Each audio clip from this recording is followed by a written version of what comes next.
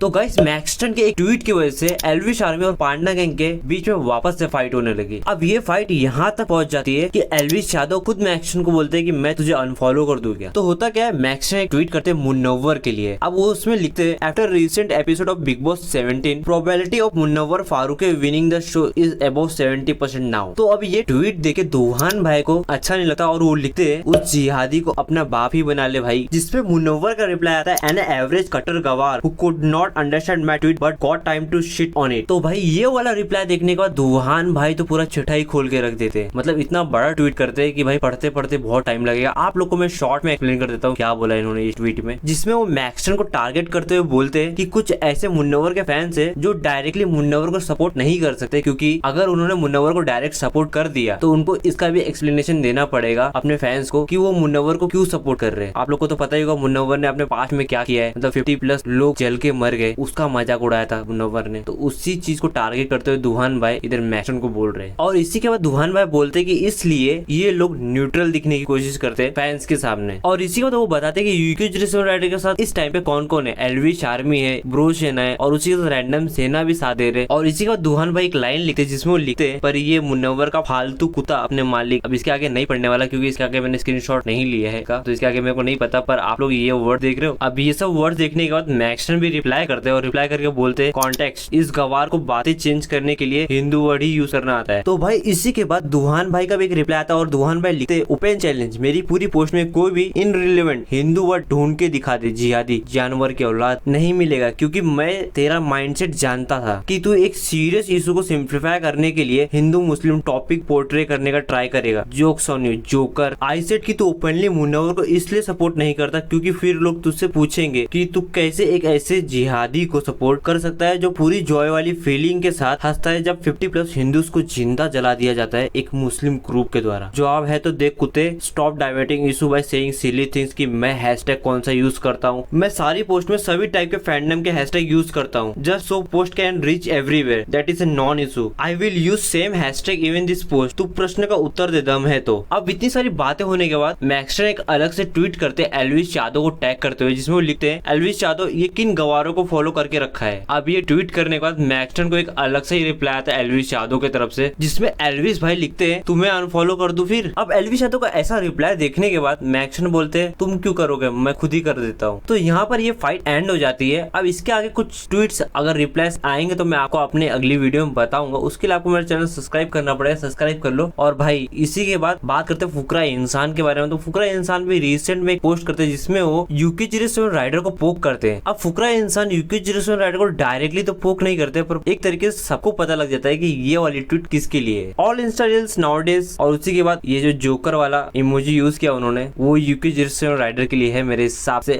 हिसाब से। मैं पक्का नहीं बोल सकता क्योंकि आजकल सबसे ज्यादा जोकर वाला वर्ड और जोकर वाला इमोजी सिर्फ बाबू भैया के लिए यूज किया जा रहा है। तो भाई ये ट्वीट बाबू भैया के लिए भी हो सकता है या किसी और के लिए भी हो सकता है, पर भाई सबको पता है ये किसके लिए, तुमको भी पता है, मुझे भी पता है। तो गाइस आज के लिए बस इतना ही, इसके आगे कोई अपडेट नहीं लेंगे। और ब्रो से ना इसको सीरियस मत लेना, सीरियस लेना है तो सब्सक्राइब बटन को सीरियस लो और प्लीज टैप कर दो यार, सब्सक्राइब मारो यार, ऐसे छोटे मोटे अपडेट लाता रहता हूँ और हो सके तो लाइक भी कर देना।